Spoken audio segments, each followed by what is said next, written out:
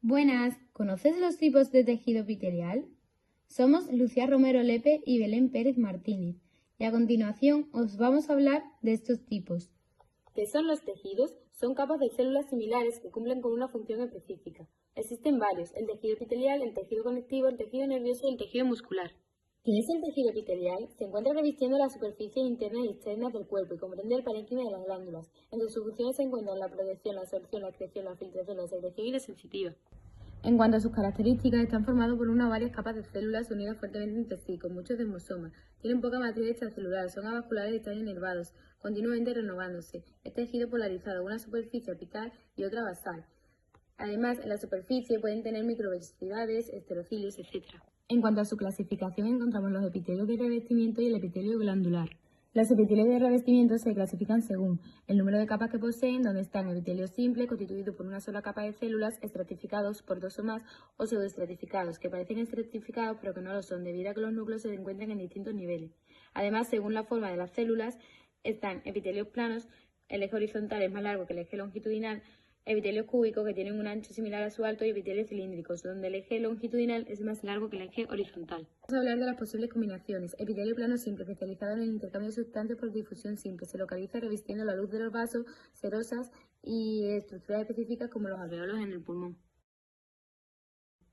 Epitelio cúbico simple, especializado en difusión facilitada. Las localizaciones más frecuentes son los túbulos renales, folículos tiroideos, conductos de glándula, conductos biliares, etc. Epitelio cilíndrico simple, especializado en transporte activo. Se localiza en tejido del intestino, túbulos colectores renales, epitelio de bronquiolos y seno nasal, entre otros. Epitelio pseudoestratificado. Las principales funciones son la absorción y la secreción. Se localiza en el epitelio respiratorio, epídimo, tráquea y en la bolsa de Fabricio.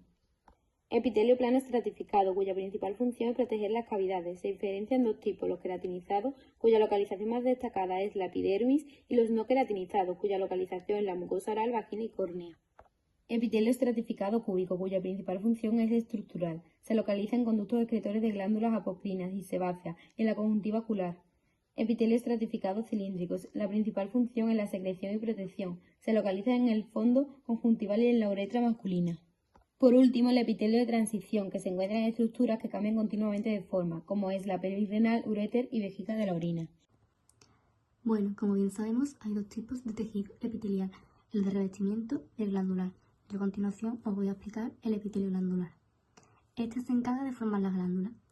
Son estructuras especializadas que desempeñan un papel en la producción y liberación de enzimas, de hormonas, sudor, grasa y moco en los organismos.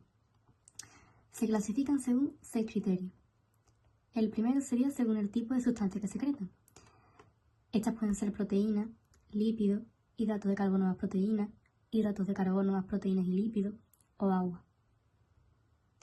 El segundo criterio sería según el aspecto que tiene esa secreción. Mucosa, secretan moco, o serosas, secretan proteínas o también mixtas, que es secreción mucosa y serosa. Otra clasificación sería según cómo secretan esas sustancias. Puede ser merocrinas, sustancias secretadas por exocitosis regulada.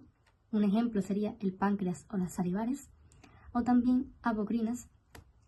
Se libera el contenido por estrangulamiento de la célula no muere, ya que el estrangulamiento es por encima del núcleo.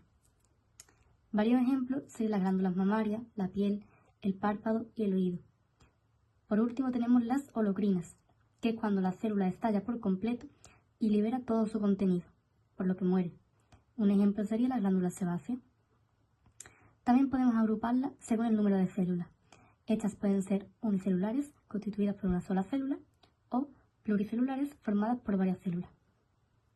El quinto criterio sería según el destino de la secreción.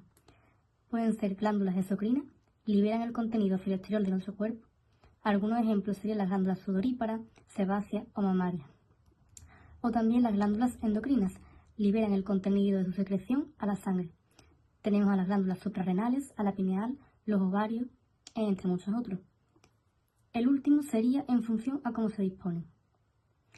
En cordón se disponen alrededor del vaso sanguíneo. Un ejemplo sería la hipófisis anterior. O en folículo, las células que secretan forman una especie de vesícula y liberan la hormona hacia el interior de la vesícula, que es ciego. Un ejemplo sería las glándulas tiroides.